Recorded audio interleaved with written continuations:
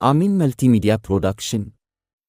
ተማሪዋ ክፍል 9 ልብ አንጠልጣይ እውነተኛ ታሪክ። ደራሲ ከደራሲያን ዓለም የቴሌግራም ቻናል። ተራኪ ሶፊያ ዩሱፍ። ይህንና መሰል የፍቅር ታሪኮችን ለማግኘት ቻናላችንን ሰብስክራይብ ያድርጉ። መልካም ቆይታ። እባክህ ኪያ፣ እኔ ምንም ልልህ አልፈልግም። ለምን እንዲህ አልክ ብዬ ለምን እንደዚህ አነሳህ ብዬ አልልህም። ነገር ግን ፍቅር ስትፈልግ የምታነደው ስትፈልግ ውሃ ከፍክፈህ የምታጠፋው የምድጃ ፍም አይደለምና ይሄን ብቻ ተረድተህ እኔን ተወኝ። በቃ እኔ እናንተ ማውራት ካለብን ከእኔና ከቃልዬ ውጪ በሆነ ነገር ላይ ብቻ እናውራ፣ ካልሆነ ዝም ማለቱ ይሻላል እለዋለሁ። ኪያ ግን በሆነ ሰበብ ስቦ እንደዚህ አይነት ነገር እንድናወራ ከመወትወት ታቅቦ አያውቅም። አንዳንዴ ንድድ ብዬ መልስ አልሰጥ ስለው ዝም ይለኛል። በሌላ ወሬ መሃል ሲያነሳብኝ እንዳልሰማ ሆኜ አልፈዋለሁ። አሊያም በቀጥታ ወደ ሌላ ርዕስ በመሄድ አጨናግፍበታለሁ። በዚህ ሁኔታ እኔና ቃልዬ ፍቅራችንን እያጣጣምን ቀጠልን። ከሐረር በመጣን 2 ወርም እንደሞላን አካባቢ ስራ ላይ እያለሁ ድሬዳዋ ያለ ወትሮዋ ሰማዩዋ ጭፍግግ ብሏል። አየሯም ይበርዳል። ባልተለመደ ሰዓት ባልተለመደ የስራ ቀን 1 ሰዓት አካባቢ ጃኬት ልወስድ ወደ ቤት እየሄድኩኝ ከዋናው አስፓልት ወደኛ ሰፈር መግቢያው ጫፍ ላይ ኪያ ከቶማስ ጋር ቆሞ እያወራ ከሩቅ አየሁት።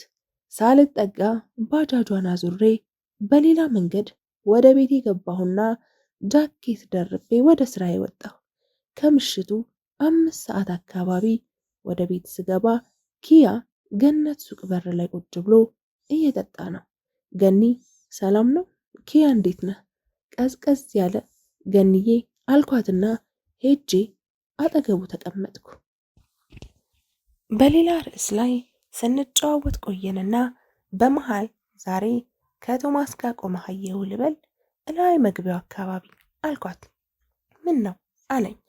አይ ምንም ከሩቅ ስለሆነ ያየኋችሁ ለማረጋገጥ ነው። አዎ ቆመን ነበር። ድንገት ተገናኘንና ቆመን ሰላም ስንባባል ነው። ምን ነው እኔና ቶማስ ካንተ ጉዳይ ውጪ ለሌላ ነገር ማውራት አንችልም እንዴ?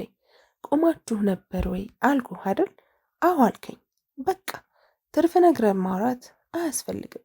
ስለ እኔ ምን ታወራላችሁ? አንተ ነህ እንጂ እዛው ላይ የተከነቸርከው። እኔ ከረሳሁት እኮ ቆየሁ እኮ።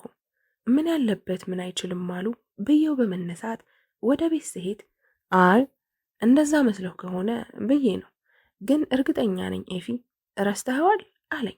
መልስ ሳልሰጠው ወደ ቤት ገባሁ።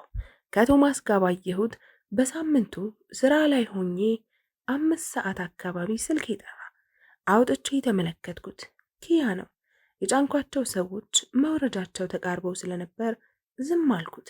ወዲያው ደግሞ ደወለ። አላነሳሁትም። ሰዎቹን አድርሼ ሂሳብ ከተቀበልኩ በኋላ እዛው እንደቆምኩ ደወልኩለት። ሄሎ ኤፊ።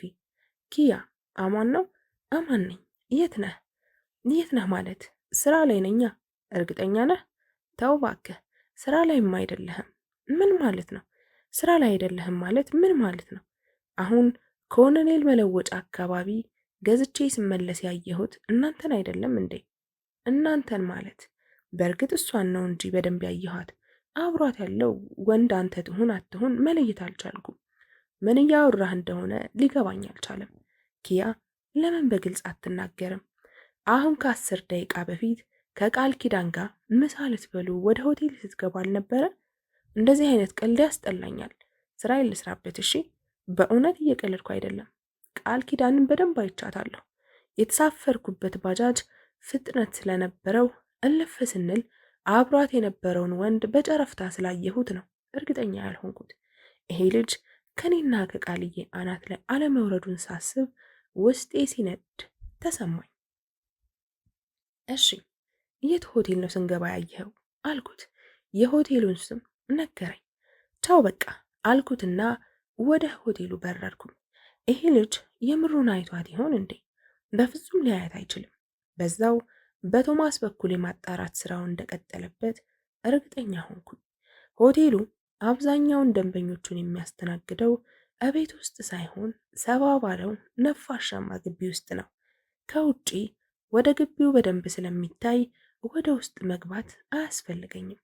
ባጃጄን ጠጋ አድርጌ ያቆምኩና ሳልወርድ እዛው ባጃጄ ውስጥ ሆኜ ወደ ውስጥ አማተርኩ። ከሆቴሉ በር በስተቀኝ በኩል ካሉት ተስተናጋጆች መካከል ቃልዬ የለችም። ትንሽ ዝቅ ብዬ አየት ሳደርግ ከሆቴሉ መግቢያ በር በስተግራ ባለች አንዲት ዛፍ ስር ባለው ወንበር ላይ ቃልዬን አየኋት። እየበሉ ነው። አጠገቧ ያለው ዛኪ ነው። ጠቅልሎ ሲያጎርሳት አብሬ አፌን ከፈትኩኝ። ምን ሆኖ ነው ለሴት ልጅ ይህን የሚያህል ጉርሻ?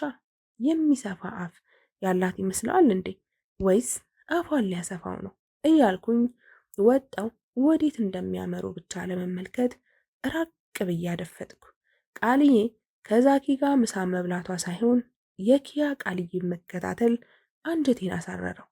ደሞ ሳልፍ አየኋችሁ ሲል አያፍርም እንዴ ገገማ እያልኩኝ እነ ቃልዬ ከሆቴሉ ወጥተው ወደ ግቢ ሲሄዱ ከጀርባ ሆኜ የሸኘኋቸውና ለአንዴና ለመጨረሻ ጊዜ ከኔና ከቃልዬ መሃል እንዲወጣ ላስጠነቅቀው ኪያ ወደሚሰራበት ገራዥ በደም ፍላት እየተንተከተኩኝ ባጃጄን እያከተከትኩ ሄድኩኝ። ገራዥ አብረውት የሚሰሩ ጓደኞቹ ኪያ የለም እቃ ሊገዛ ወጧል ቢሉኝም አልተዋጠልኝም። ደወልኩለት፣ አያነሳም። እዛው ገራዥ ውስጥ ሆኖ የለም እንዳስባለ እርግጠኛ ነበርኩ። ወደ ስራዬ ብመለስም ቀልቤን ሰብስቤ መስራት አልቻልኩም። ተረበሽኩኝ፣ እርብሽብሽ አልኩኝ። ለቃልዬ ደወልኩላት። እንደ ሁልጊዜው በፍቅር አወራችኝ። ከዛኪ ጋር ምሳ ስትበያየሁሽ ልላት ብፈልግም እኔ ባልጠይቃትም ምትነግረኝ ግን ደስ ይለኝ ነበር። ባለመናገሯ ቅር አለኝ። ኤፍዬ ዛሬ እኮ ከአክስቴ ልጅ ጋር ምሳ ልንበላ ወጣ ብለን ነበር ብላ ብትነግረኝ ደስ ይለኝ ነበር። ከዛኪ ጋር ወጣም ብላ ምሳ ልንበላ ነው ብላ ብትነግረኝ ምን አለበት? ቆይ ምን አለበት? ምንም፣ በቃ ምንም የለበትም። ምሳ ከሱ ጋር መብላቷ እኔን አያስከፋኝም። እሷ ያን ያህል ግልጽ ብትሆን ግን ኪያን ከመሳሰሉ ጸረ ፍቅር ሰላዮች አትጋለጥም ነበር። እኔንም ከመረበሽ ታድነኛለች። ግን እሷ ምን ታደርግ? ራሴው አይደለሁ እንዴ ለኪያ የቀባጠርኩት? ኡፍ! ስልኬ ላይ ሜሴጅ ተላከ። ማን ነው? ምናልባት ኮንትራት የፈለገ ደንበኛዬ ይሆን? በማላቀው ስልክ የላከው። እንደዛም አይሆንም። ቢያንስ እናለኝ እዚህ ቦታ መሄድ ፈልጌ ነው ይል ነበር። እና ማን ነው እያልኩኝ መልእክቱ በተላከበት ቁጥር ላይ ደወልኩ። አይነሳም። ደግሜ ሞከርኩ። ተነሳ። ሄሎ ሄሎ። ከአንድ የታፈነ ከሚመስል የሴት ልጅ ሳቅ በስተቀር መልስ የለም። እንዴ ቃልዬ ትሆን እንዴ የምታላግጠው እያልኩኝ ቃልዬ ስልክ ላይ ስደውል ጥሪ አይቀበልም። ኦኦ ነገር አለ አልኩና ወደ ጭፈራ ቤቱ መሄድ ጀመርኩኝ። እኔ ከነበርኩበት ትንሽ ራቅ ቢልም መንገዱ ነፃ ስለነበር 10 ደቂቃም ቢሆን ሳይፈጅብኝ በሩ ላይ ደረስኩ። እንደ ነገሩ ስሰራ አምሽቼ ወደ ቤት ስገባ ኪያ እንቅልፍ የወሰደው ለመምሰል ማንኮራፋት ጀመረ። የለበሰውን ገፍፌ ቀሰቀስኩት። ምንድን ነው ኤፍሬም? ምን ሆነሃል? ሰላም አይደለም እንዴ አለኝ የተደናገጠ በመምሰል። ምን ሰላም አለ አንተ እያለህ? እንዴት? ምን እያልክ ነው? ማን ነው ቃልዬ እዛ ሆቴል ምሳ እየበላች እንደሆነ የነገረ? ቶማስ ነው አይደል? እሺ ከፈለገች ሰው ጋር ምሳ መብላት ትችላለች፣ መብቷ መሰለኝ። ከፈለገችው ሰው ጋር የፈለገችውን ነገር ማድረግ ትችላለች። ስማኝ ኪያ፣ ለአንዴና ለመጨረሻ ጊዜ አንድ ነገር ልንገርህ። ጓደኛዬ ነህ፣ ከዛ በላይ ደግሞ አብሮ አደግ ወንድሜም ነህ። ነገር ግን ልለምንህ፣ ለእኔ መተው ያለብህን አንዳንድ የግሌን ጉዳዮች ለእኔ ብቻ ተውልኝ። በቃ ለእኔ አስበህ ለእኔ ብለህም ቢሆን በእኔና በቃል መሃል እንድትገባ አልፈልግም። እኔና ቃልዬ ጥሩ ሁኔታ ላይ ነን። አንተ ቆፍረህ የምታወጣልኝ ምንም ጥሩ ነገር የለም።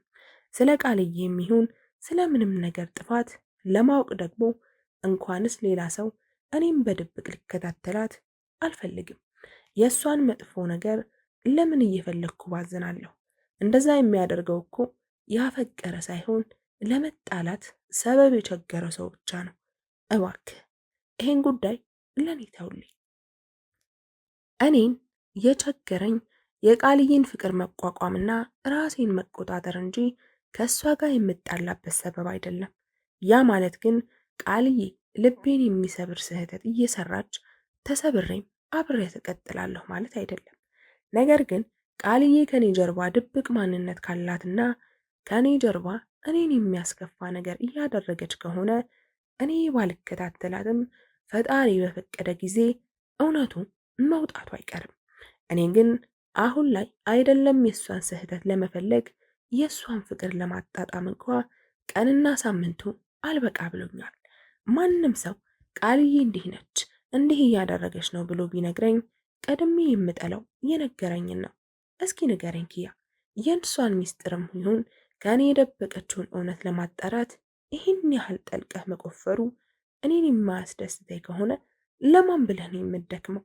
ለእኔ ያልተገለጸልኝ ድብቅ ማንነት ካላትም በጊዜው ይገለጻል። እውነትም ይሁን ሐሰት ስለ ቃልዬ መጥፎ ነገር መስማት እንደሚያሳምመኝ እወቅ። ህመም ልትሰጠኝ አትጣደፍ። መታመም ካለብኝ መታመም ባለብኝ ሰዓት ልታመም እንጂ በሽታዬን ፍለጋ አልሯሯጥም። ከአንተም ለመቀበል አልፈልግም። እና ኪያ በቃል ዙሪያ የምታደርገውን ልታደርግ ያሰብከውን ነገር ካለ ተው። ያሰማራኸው ወሬ አቀባይ የሚሆን ወሬ አነፍናፊ ካለ ከዛሬ ጀምሮ አስቁማ አደራ አልኩት። ዝም ብሎ በግርምት ሲያዳምጠኝ ቆየና ሲጀመር እኔ አየኋት አልኩህ እንጂ ማንም አልነገረኝም። እሱን ተወጊያ በአካል አይተሃት የማታውቀውን ልጅ ፌስቡክ ላይ ፎቶዋን በማየት ብቻ በባጃጅ ስታልፋ ከሩቅ አይተህ ለይሃት አይደል? የማይመስል ነገር አትናገር። እኔ አሁን ከዚህ በፊት ስላለው ነገር ማን ነገረህ? አየሃት አላየሃት እያልኩኝ ልነታረክ አልፈልግም። ግን በቃ ከዚህ በኋላ ፍላጎቴን ተረድተህ እሷን መከታተልህን አቁም እያልኩህ ነው። እሺ አለኝ። በቃ ጨርሻለሁ፣ ይሄው ነው ብዬው ተኛሁ። እሱም ተኝቶ ትንሽ ቆየና አንዳንድ ተረቶች ግን ይገርማሉ አለ። የምን ተረት? ቀና ብዬ አይ አንቺው ታመጪው አንቺው ታረጪው የሚለው የድሮ ተረት ገርሞኝ ነው። አይ ኪያ፣ ነገር ማራዘም ጊዜ ከመግደል ያለፈ ፋይዳ የለውም። በግልጽ አትናገርም እንዴ? ስለ ቃል እኔ እንደነገርኩህ ስለ ልጁ ለማጣራት የፈለግከውንም በራስህ ሳይሆን እኔ በነገርኩህ ነገር ላይ ተነስተህ እንደሆነ አላጣሁትም። ግን በቃ አላስፈላጊ መሆኑን አስቤ ተው እንዳልኩህም እንዳትረሳው። እራረሳውም በቃ ተውኩት እኮ ኤፊ። አዎ ቶ ከአሁን በኋላ በዚህ ጉዳይ ላይ ማውራት አልፈልግም ብዬው ተኛው። ለማንኛውም የፈለገ ብታፈቅርም ማሩን ብቻ ሳይሆን እሬቱንም ማምነህ ለመቀበልና ሁሉንም እንደያመጣጡ ለማስተናገድ ራስህን ዝግጁ ብታደርግ ይሻልሃል ጓደኛዬ። የከረረ ነገር ጥሩ አይደለም። ፍቅርም ቢሆን የሚሻለንን የምናውቀው እኛ ነን። ኪያ በፈጠረህ በቃ ከዚህ በላይ ምንም አትበለኝ እሺ? ደናደር ደናደር። እሺ። ቃልዬን ስለ ምሳው ምንም አልጠየኳትም። በነበርንበት ሁኔታ ፍቅራችንን ቀጠል። ኪያ ከኔና ከቃል መሃል እንዲወጣ በነገርኩት ልክ በአምስተኛው ቀን ጠዋት ላይ ኪያ ወደ ሽንት ቤት በሄደበት ቅጽበት ስልኩ ጠራ። አየት ሳደርገው ቶማስ ይላል። አንስቼ ወሬ አታመላልስ፣ አርፈ ተቀመጥ ልለው ዳዳኝና የሰው ስልክ አንስቶ ያንን መናገር መቅለል መስሎ ታየኝ። መልሼ ተውኩት። ኪያ ከሽንት ቤት ሲመለስም ቃልዬ ቁርስ የት እንደበላች እንደሆነ ሊነግርህ ነው መሰል በጠዋት የደወለው። ጠርቶ ነው የዘጋው። ደውልለት ልለው አልኩና ካፌ መለስኩት። በቃ ስለ ቃልዬ ከኪያ ጋር ማውራት በጣም ነበርና ያስጠላኝ። ምንም ማለት አልፈለኩም። ስልኩን አንስቶ ተመለከተውና ቀና ብዬ እንኳ ሳላየው ወደ ስራ ወጣ። እኔም ትንሽ ቆይቼ ወደ ስራ ሄድኩኝ። ይህ በሆነ ከ4 ሳምንት በኋላ ቅዳሜ ቀን ከምሽቱ 4 ሰዓት ላይ ስራ ላይ እያለሁ ከአንድ ከማላውቀው ስልክ መልእክት ደረሰኝ። መልእክቱም ጭፈራ ቤት ብቻ ነው የሚለው። ቡም ጭፈራ ቤት፣ ቡም ጭፈራ ቤት ምን? ግራ ገባኝ። በቃ ቡም ጭፈራ ቤት ብቻ፣ ከፊትም ከኋላም ማብራሪያ የለውም። በቅርቡ አዲስ የተከፈተውን የጭፈራ ቤት ቅጽል ስም ብቻ ነው ተጽፎ የተላከልኝ። ከባጃጄ ውስጥ በቅርብ የገዛሁትን ባለ ኮፍያ ጥቁር ጃኬት ለበስኩና ኮፍያውን አጥልቄ ወደ ጭፈራ ቤቱ መግቢያ ጠጋ እንዳልኩ በድጋሚ በዛው ስልክ መልእክት ደረሰኝ። ሌላ መልእክት በዛው ስልክ። መልእክቱ አትመለስም ይላል። ማን ነው በዚህ ሰዓት የህፃን ልጅ ቀልድ የሚቀልደው እያልኩኝ ወደ ጭፈራ ቤቱ ዘው ስል ቃልዬን ፊት ለፊት ስትውረገረግ አየኋት። ክፉኛ ደንግጬ በገባሁበት በር የኋሊት ወጣሁ። ተመልሼ ገባሁ። አዎ ራሷ ቃልዬ ነች። ከፊቷ ከእሷ ጋር እየተሳሳቁ የሚደንሱ ሁለት ሴት ጓደኞቿ አሉ። ቃልዬ የምትደንሰው ግን ከሴት ጋር ሳይሆን ከወንድ ጋር ነው። የአክስቴ ልጅ ከምትለው ከዛ መከረኛ ልጅ ከዛኪ ጋር እየተሻሻት ስትደንስ አየኋት። ደሜ ቀጣለ። ከመደነሷ አደናነሷ በጣም ያበሳጫል። ምን ነካት ግን? ከአክስት ልጅ ጋር እንደዚህ ሲደነስ የት ነው ያየችው? ኢትዮጵያ ውስጥ የትም ቦታ የትኛዋም ሴት ከአክስቷ ልጅ ጋር እንደዚህ የምትደንስ አይመስለኝም። ለቃልዬ በአክስት ልጅና በእኔ መካከል ያለው ልዩነት ምንድን ነው? ጭፈራ ቤቱ ጥግ ላይ እንደ ግድግዳ ቋሚ ተለጥፌ እነ ቃልዬን እያየሁ ስንጨረጨር ስልኬ ጮኸ። ከጭፈራ ቤቱ እየወጣሁ ስልኬን ስመለከታት ያ መልእክት የተላከበት የማይታወቅ ስልክ ነው። አነሳሁት። ሄሎ ስል የሚያስጠላ የሴት ልጅ ሳቅ። ፈጣሪ ሆይ እኔ አላብድ ያልኳቸው ሰዎች በዙሪያ ያሉ እንዴ? ደግሞ ይህንን ሳቅ አውቀዋለሁ። መቼና የት እንደሆነ ባላቀውም ይህንን ሳቅ የሆነ ቦታ አውቀዋለሁ።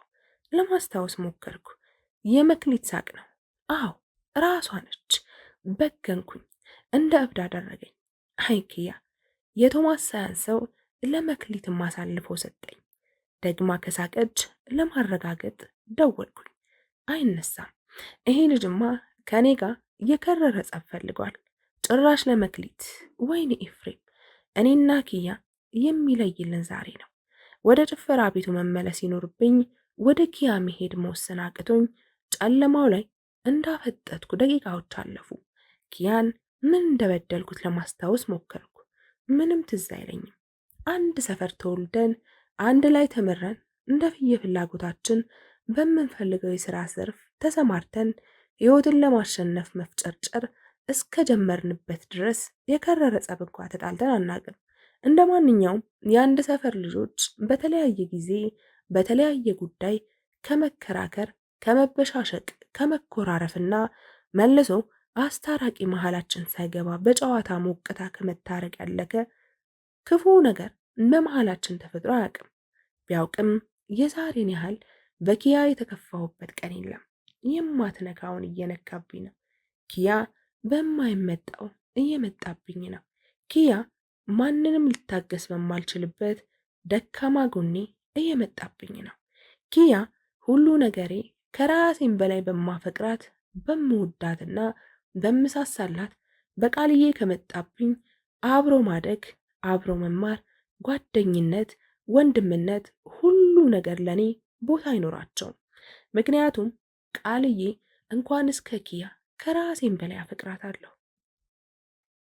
እሷን ካጣሁ እኔ ራሴ እየታለሁና ቃልዬ እኮ ነች እጅ ላይ በሚጠለቅ ቀለበት ሳይሆን በፍቅሯ ልቤ ላይ ቃል ኪዳን ያሰረች የኔ ፍቅር ቃል ኪዳን ነች። ድጋሚ ወደ ጭፈራ ቤቱ ብገባና ቃልዬን በዛ መልኩ ከልጁ ጋር ስትጨፍር ባያት ያስችለኝ ይሆን? በጭራሽ። በመሃላቸው ገብቼ ቃልዬን ከዛኪ ጋር መንጭቄ እየጎተትኳት ስወጣና ማነው ደግሞ ይሄ ጥጋበኛ እያለ ሲከተለኝ በደም ፍላት ዞሬ አፍንጫውን ብዬ ደሙን ሳንዠቀዥቀው ታየኝ። ከዛ በኋላስ በእኔና በቃልዬ መሃል ምን ይፈጠራል? ሁሉም ነገር ድብልቅልቁ ሲወጣ ታየኝ። ስልኳ ላይ ሞከርኩ። አሁንም ጥሪ አይቀበልም።